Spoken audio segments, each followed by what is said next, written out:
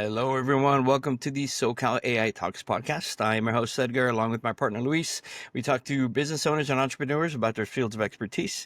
We talk a little bit about AI and how that's affecting their industry. Today, we have Jonathan Shroyer, who is the CEO and founder of Quimby.AI. Jonathan, thank you so much for being on today. Appreciate your time. How are you? No, thanks for the opportunity, Edgar, and I appreciate the time, the opportunity to kind of connect with you guys. Thank you. So, Quimby AI, tell us a little bit about what that is, how you got started, and a little bit of background on yourself. Yeah, I mean, I think, to start off with the background of myself, I started off as a customer service agent for Excel 97, which, there may be some people listening that don't even know what Excel 97 is, but that ages me a little bit. But that's where I started off in customer service and always been kind of closely knit with technology. Throughout the kind of 25 years or so of my career, I've wandered between technology and gaming. And in various different roles, you can name pretty much any role in the company outside of HR. And I've kind of been in that role. And, that kind of led me in 2019 to start up my second company, Officium Labs, which is really focused on how do you create LTV value for video game companies through their players, so lifetime value. And in those days, we started to use AI at the Python level. So you remember early days of AI, it was all Python coding and that kind of stuff. So I call that AI 1.0. And so we use a lot of AI 1.0 in kind of creating how we could customize responses to players, customize offers, and so forth. But it was a little bit more rudimentary and basic in the sense of where AI has kind of gone over the last 3 or 4 years. We sold that company successfully in 2021. And then I bought a crafts company called lendas.com in 2021. And I just basically infused it with technology and AI and 5X that crafts company. And it's a kind of a family business that I bought into. So I'm still doing that as the chairperson. But as I was going through that kind of maturation process, I was really thinking about, well, what's the next generation of gaming and AI? And more importantly, this could even span outside of gaming, is how do you leverage AI to 6x the productivity of any employee in any company, right? And that's really where my new heart, my new mission and focus is. And so I have a lot of experience in gaming. I have a lot of experience in AI and technology. So it was a natural fit for me to start Quimby in the gaming space, Very given much that so area. too. Yeah. But really, anything I talk about today will be related to any business anywhere. And so, but with Quimby specifically, we launched 3 super agents that are focused on 6xing productivity. So the first one is we call super agent engagement, and it helps that customer service person in gaming to be able to have a one-stop shop where they can look at everything that the player's done in the game, their level, their spend, their alliances, their progression, all these different types of things right in front of them, has all of the knowledge base, all of that information, all in the back end, the game in the back end, and then the interface of what the customer is asking. And then the AI actually writes the first response, not to the customer, but to the player. Or sorry, not to the player, but to the agent or the customer service person. So they can see it and say, okay, yeah, that looks really good. And they press the button, right? Or no, let me edit it a little bit, right? And then the super agent then makes recommendations of like, hey, this player is probably going to churn soon. You should give them this incentive. Or hey, this could be fraud, or does all of these different things. So it takes all of the data from the game, from external sources of what's going on in Reddit, Twitter, that kind of stuff, knowledge base, brings it together, and then equates it back against what the player's saying. And what we found is that increases the productivity of that agent by about 6x. So instead of doing 1 or 2 kind of responses at a time, they can do 5 or 6 because AI is writing it, and they become more of a. People like to use the word co-pilot, and I get that, but I like to think it more of like an architect. You're architecting an experience for this player based off of the best known insights that you can get from the supercomputers, and then your own insight, your own intellect, and your own kind of intuition. So that's kind of the first product, which is super engagement. The second one is called super insights. And so this one is super interesting for me is because basically one of the big challenges that I've seen throughout my career is that mid-level employees, even leaders, don't know how to leverage data because data sometimes seems mystifying. And so what this does is it turns every mid-level employee, every leader into a junior BI, junior business, insights person. Intelligence.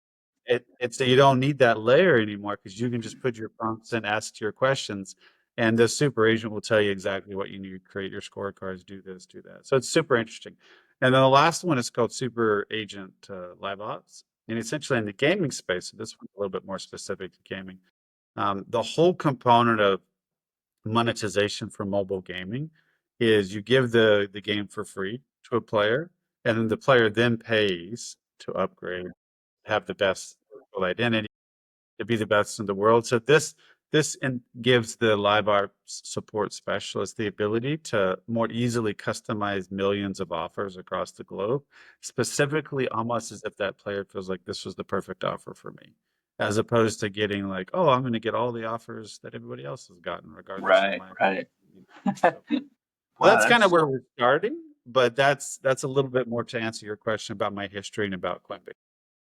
that is so interesting. I actually started as customer service representative as well, and from my interest in systems, I became a tester. So I have a little bit of like QA engineering background, and started as a customer service rep. So it's very interesting how you built those from coming from like the ground up, right? Like the problems that were faced by those customer service reps, you took them to the next level and addressed them with AI.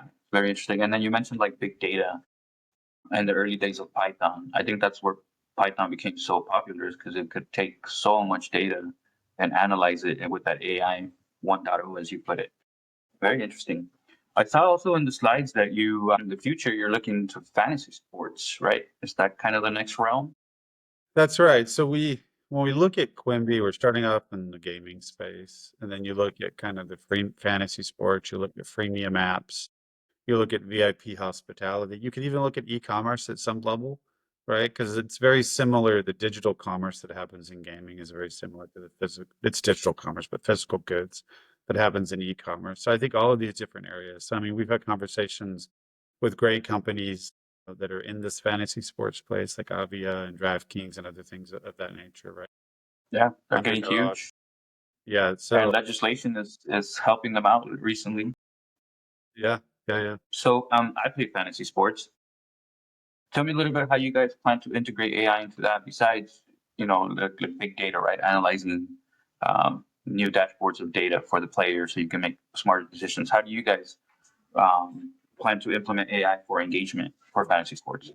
Well, I mean, I think it's kind of twofold, right? I think one is you want to give, the client the insights and the data to be able to target, customers with products or with opportunities that will be most interesting for them to convert, right? So you can imagine if you have a 3%, I'll just throw a number out there, 3% conversion rate. If you could double that with AI, by micro-targeting and really focusing the value proposition to the customer in the right way, then you're going to just, increase your overall lifetime value and your customer share and market share. But I also think the smartest fantasy sports companies will start to introduce insight layers and engagement layers for the customers themselves to help the customers then figure out, well, which of these fantasy sports opportunities would be the most likely for me to win and the most likely for me to Mm, go out. So you're almost arming these customers with more intelligence at the tip of their fingers, but it keeps them engaged and spending and buying, because then they feel like, okay, it's just not me about guessing. This company actually wants to give me intel to help me be as successful as possible, right? And so I think it's kind of it's a 360 view on that. And I think it's not only in fantasy sports, but your question was about that. But I think in any kind of area where you have a commerce loop, and that commerce loop, whether it's digital, physical, or whatever, if the customer feels like they're getting the best insights, the best opportunity to make the best decision, and they believe that there's a brand that's giving them that insights, and they're going to go back to that brand. definitely. Very cool. So, Jonathan, so other industries are testing AI, but your super agents go beyond like simple chatbots, right? They predict, they synthesize, they monetize. How do you explain that to a game operations team? Yeah, so it's pretty simple. most game operations team understand, the amount of human capital it takes to support the players. And so, I think there's three things that are most interesting to them. One is, can I get more out of the human capital that I have? So in other words, can I 6x that productivity? Two is, because I'm leveraging the AI to do 90% of the thought process, I can then provide more customized responses to the players. And because I can do that, then that means I can increase loyalty and LTV, right? So that's kind of the second area. And then the third area is, because I have the super insights as a manager and a leader in CX, I can or they call it player support and gaming. I can more easily tell my story as a leader to the studio heads, to help them understand the connection between services and the work that we do as player support leaders to the overall value of the game. And those are three big challenges today that gaming buyers have in the support and community space. And so all three of those, resonate. And the only reason I know these things is because I used to be a player support leader at Kabam, Netmarble, and a few other areas. And so, the tools that I'm creating with Quimby are tools that I wish I had when I was a player. That's what it sounds. I think I mentioned that earlier. You're coming from that mindset of, if they had this, then they can not only engage players but keep them engaged and upsell them and get more revenue, which is the bottom line, right? 100. Yeah. Some challenges. Sorry, Edgar, I think I cut you off a little there. What are some challenges that you see with AI? Let's say, like hallucinations. What are you seeing with your agents that is challenging? Well, I mean, I think the one thing that I think is super valuable for any company that's kind of embracing AI is to realize that AI is a superpower, but it is not a decision maker, right? And so you should leverage that superpower in the most effective way, but be thoughtful that that superpower on its own doesn't know how it should be geared, how it should be focused, tailored, maneuvered, used, leveraged, right? And so you need a human operator, you need a human architect to kind of help think through that. So anyone that kind of thinks that they can go into GPT, ask it a question, and all of a sudden they know the answer, like, that's not the right approach. Like, I've gone into GPT several times and I've asked it a question and I'm like, actually, I don't think that's right. But have you considered this? And they're like, oh no, we didn't consider that. That's a good point. And then so you need kind of an architect, a co-pilot, and you need to take accountability for yourself that you are actually the owner, the decision maker. You just have a superpower that can help you be enabled and empowered to do things more effectively. And you also have a responsibility to make sure whatever information that you're getting is ethical, is information that should be leveraged and meets your core values as a company, is information that has high veracity, and so you just can't trust GPT or AI, Gemini, whatever you're using on its own, but you can appropriately leverage it as a superpower. And if you think about it from that mindset, I think you protect yourself from the current limitations that exist. And even when those limitations decrease, I still think the human operator still needs to take full accountability to make sure that whatever is going to the market, whatever is being said to the customer, whatever is being pitched to the boss, whatever, that you've actually reviewed that and you feel really good about that information. That has a final human approval. Yeah. For now.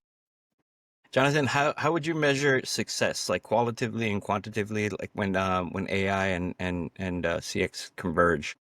The way that I kind of think of it, if I was a gaming developer today, the best location to have a support person is in the same country that the game is being played. That's the best, right? Because if you have 1 million contacts a year and let's say 900,000 of them are done offshore, then those people are great people, but they don't have the cultural nuances. They don't really understand what it is to be in that country. So let's say America, for example.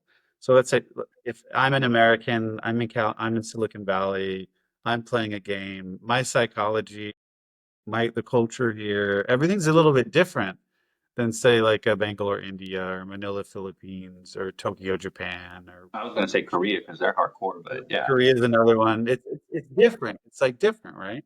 And so you really have to have a support person or a leader that really understands that. And so I think the ideal situation is you've gone through that process of 6xing productivity. You've gone through that process of driving 5 to 10 to 15% more LTV, right? Now you can use BI data to move your business forward. Now, what's the coolest part of all that is when you deliver that, you're going to see this amazing ROI.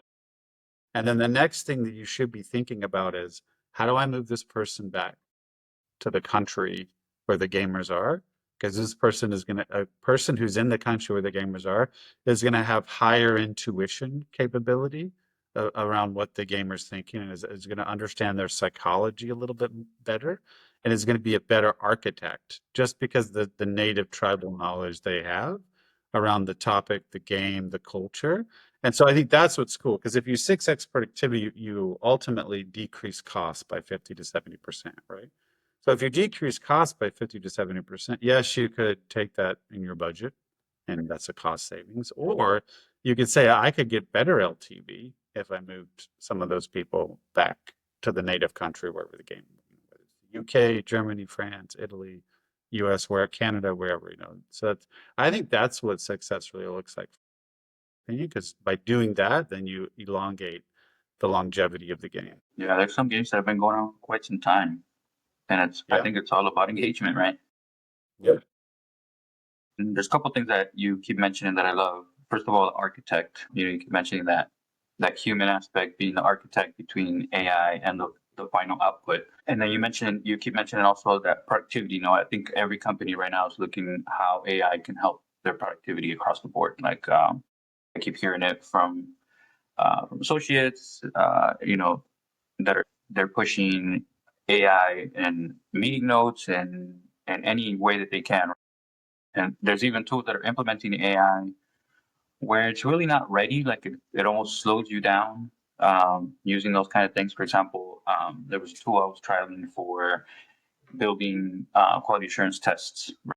And you can build them by using the prompt, but there's low code automation tools that allow you to build those just by clicking around, which is a lot faster than having to learn like prompt engineering so that you prompt it correctly and that kind of stuff. So there is tools that definitely are slowing people down, and there's tools that are helping productivity. What do you see as far as challenges for big corporations implementing these tools? I think the biggest challenge large companies have is the lack of investment that they're making in education around the tools. So, I mean, Education is huge. I'll take a point in case there's a large tech company that laid off thousands of employees recently. And in the memo, because I had friends that worked there, in the memo they sent out is they let go of all these people, and at the same time they said, now it's your responsibility to figure AI out because AI is the future. Rather than saying, hey, we're really invested in AI as a company. We want you to be successful as employees in the company. So therefore, we're going to provide these educational opportunities for you to best learn how to use AI, whether it's our own AI or whether there's other tools out there that are better than us, and really think through that. And let's all challenge ourselves to find the best 5 to 10 solutions across the different organizations that can provide that productivity. That's a different narrative than saying, hey, go figure it out. AI is the future, right? And so Right. one of the things we do at Quimby in consulting is we come in and we educate gaming companies on how to leverage AI. So whether it's our AI tools or not, like we're really big on the education aspect and helping people understand, like, of course we can teach people how to write prompts. And of course there are going to be tools that have use cases of prompts that have already been written and tested, right?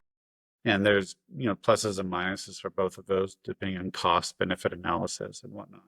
But at the end of the day, regardless, they need education, and they need to understand how to leverage that. And then you think about like break out of gaming and just go wide on the top, Fortune 1000 companies. You still have in the workforce. So I'm at the end of Gen X, right? So at the beginning of Gen X and the generation before, there's still a number of those individuals in the workforce.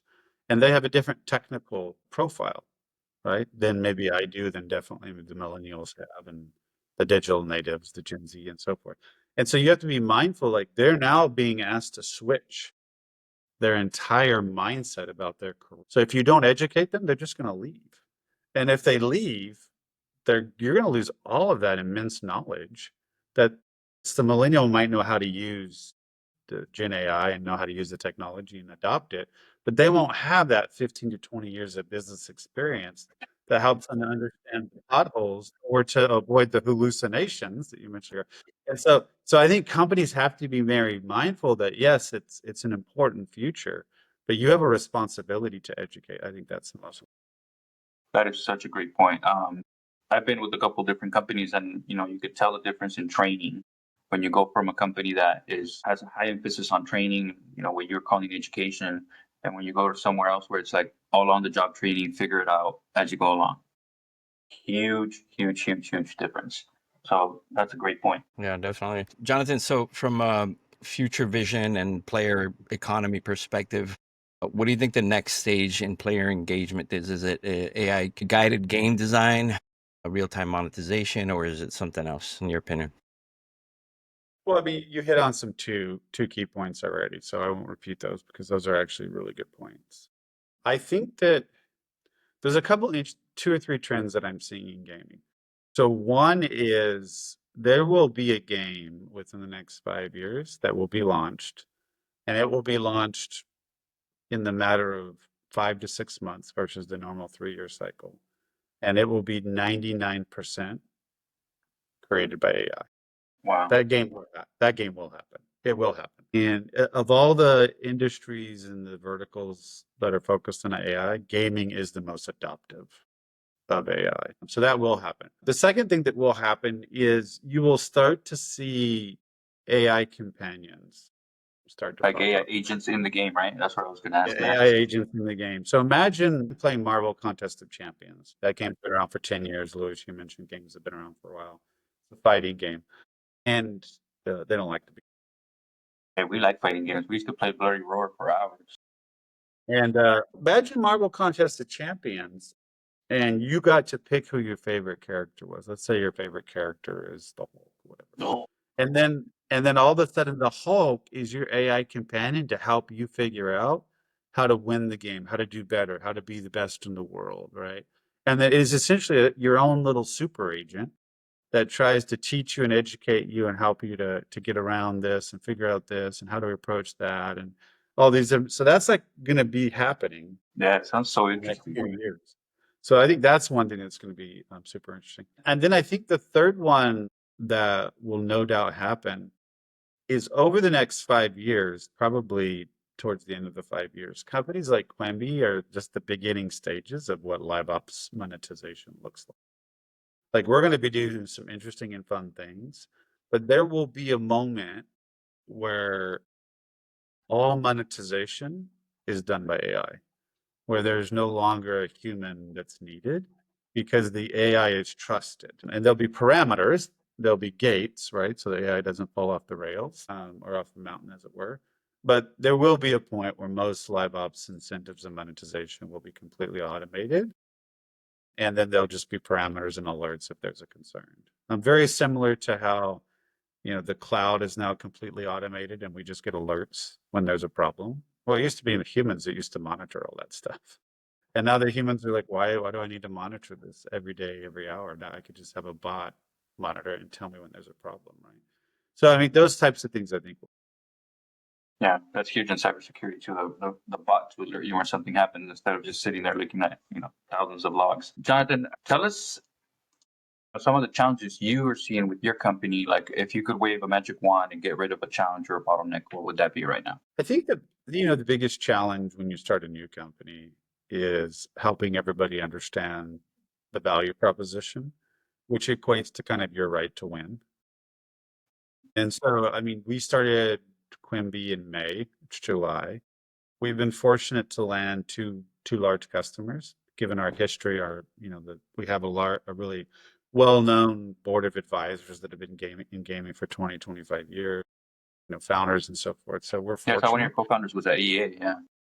Yeah. And so we've been really fortunate from that perspective, right? But I think that's always the biggest challenge of any company is getting that value proposition out there and helping other people understand why you're different, why you're better, maybe in some cases, eventually why you're cheaper, um, or why your value is so important that it's worth being paid more. I think that's the biggest thing. Like if I could wave a wand, it'd be like everybody just understands Quimby. Quimby's a household name. That'd be my one. But that's like impossible. You can't wave that one. Right? You gotta do the work. You gotta do the work. You gotta get out there. You gotta do the marketing. You gotta have the conversations. That's what that's what separates good from great is people that are willing to make that sacrifice and do the work that's necessary. Yeah, great point. Your message is the hardest part to get out there, right? Yeah, so that's kind of what we want to do as well, right? As Luis mentioned, we want to talk to small business owners and not just tell them what we do, but like also kind of educate them, right? Educate them on how these tools, because AI is here to stay. We're not, there's no fighting it. It's here to stay. It's just this is the next revolution, right? The next internet. So I think it's important for business owners and entrepreneurs to understand and be educated on how these tools can not just help them increase the revenue, but give them back their time. Been Yeah. speaking with a lot of like health and wellness owners, right?